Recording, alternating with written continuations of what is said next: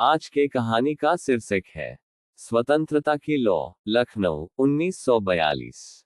बारिश के मौसम की शुरुआत हो चुकी थी। नदी का किनारा गोमती धुंध में लिपटा हुआ था। चौक की संकरी गलियों में चाय की दुकानों पर लोग इकट्ठा होते और फुसफुसाते, क्विट इंडिया, क्विट इंडिया। अंग्रेजों की पुलिस हर कोने पर नजर रखे हुए थी। रामदास, उम्र सिर्फ 22 साल, चौक की पुरानी चाय की दुकान गुलाब चाय भंडार पर काम करता था। उसके पिता रामलाल 20 साल से यही दुकान चलाते थे। सुबह 5 बजे चाय बनाना शुरू, रात 10 बजे तक बंद। रामदास की मां लक्ष्मी चुपचाप घर संभालती। छोटी बहन मीरा स्कूल जाती, लेकिन अब स्कूल भी बंद होने लगा था क्योंकि आंदोलन तेज हो रहा था। रामदास का चेहरा साधारण था, काला, पतला, लेकिन आंखों में एक आग थी जो कभी दिखती नहीं थी। वह चाय बनाते वक्त भी रेडियो पर बीबीसी की खबरें सुनता। महात्मा गांधी ने आज बंबई में भाषण दिया, करो या मरो। उसके मन में कुछ हिलता था, लेकिन वह चुप रहता। पिता कहते, बेटा चाय बेचो, परिवार चलाओ। राजनीति अंग्रेजों की गोली खाती है। एक दिन बारिश तेज थी। दुकान पर सिर्फ 3 ग्राहक थे, एक पुराना अध्यापक पंडित जी, एक नौजवान वकील अशोक और एक औरत जिसका नाम राधा था। राधा लाल साड़ी में थी, आंखों में गुस्सा और दर्द। वह चाय मांगते हुए बोली, रामदास भैया, आज खबर आई है कि लखनऊ में भी गिरफ्तारियां शुरू हो गई हैं। मेरे भाई को कल रात पकड़ लिया। रामदास चुपचाप चाय डाल रहा था। अशोक वकील ने कहा, राधा जी, कांग्रेस का पूरा जिला कमेटी अब भूमिगत हो गया है। हम लोग चिट्ठियां बांट रहे हैं। तुम भी मदद कर सकती हो। पंडित जी हंसे, अरे वकील साहब, लड़के को मत फंसाओ। ये तो अभी चाय ही बना रहा है। रामदास ने चाय का गिलास राधा को थमाया और धीरे से कहा, मैडम, आपके भाई का नाम क्या है? शायद मैं मदद कर सकूं।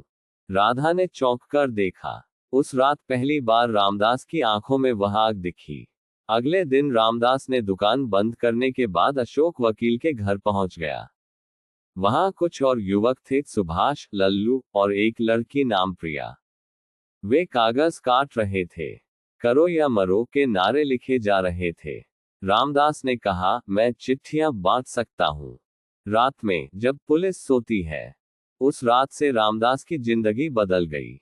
दिन में चाय, रात में स्वतंत्रता।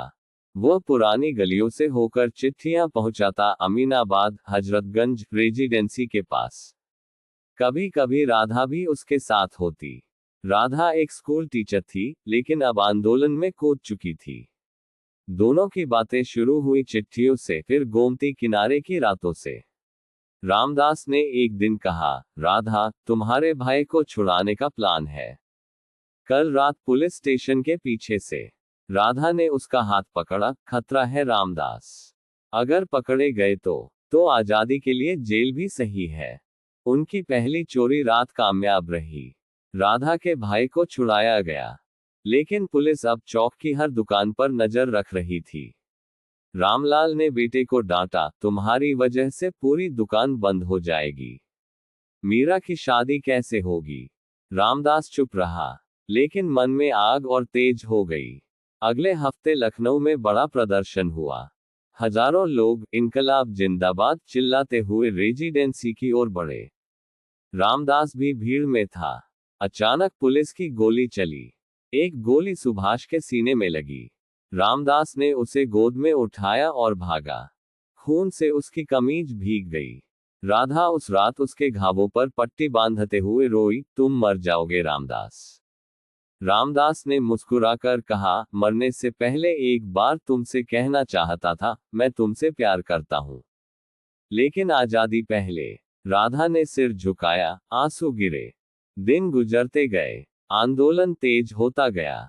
रामदास अब दुकान पर कम, भूमिगत काम पर ज्यादा। एक दिन अंग्रेज अधिकारी ने दुकान पर छापा मारा। रामलाल को मारते मारते पूछा, तुम्हारा बेटा कहाँ है? रामदास उस वक्त गली के पीछे छिपा था।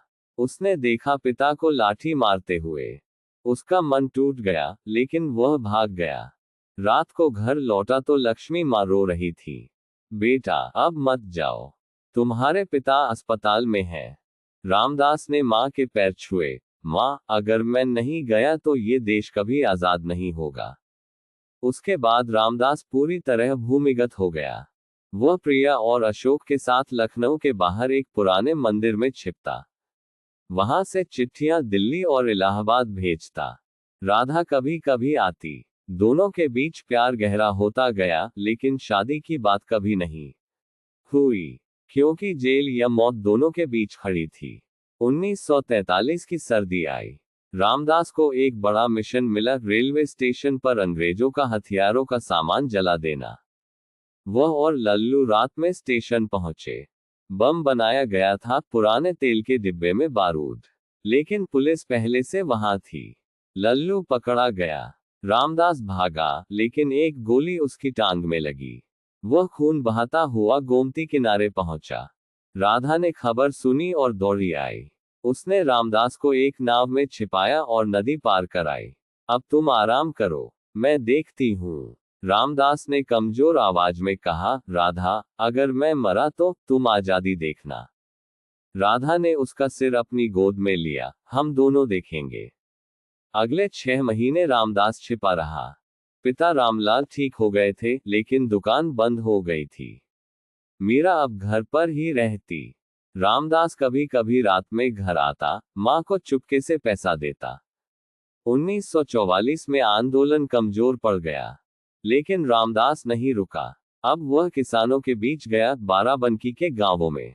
वहां किसान अंग्रेजों के खिलाफ थे, क्योंकि लगान बढ़ा दिया गया था।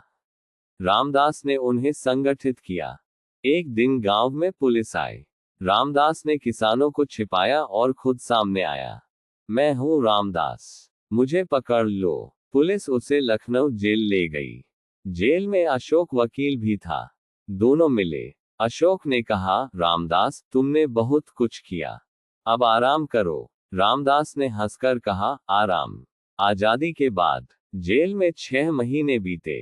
रामदास की टांग ठीक नहीं हुई, लेकिन मन मजबूत था। राधा बाहर से चिट्ठियां भेजती, मैं इंतजार कर रही हूं।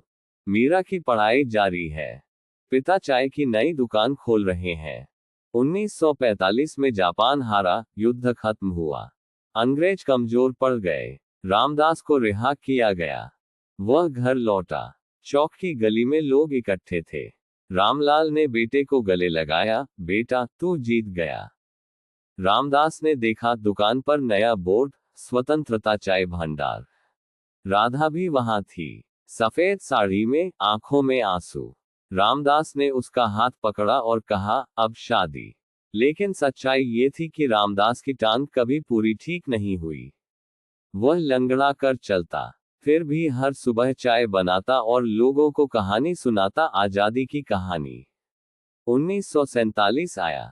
15 अगस्त, लखनऊ में जश्न था।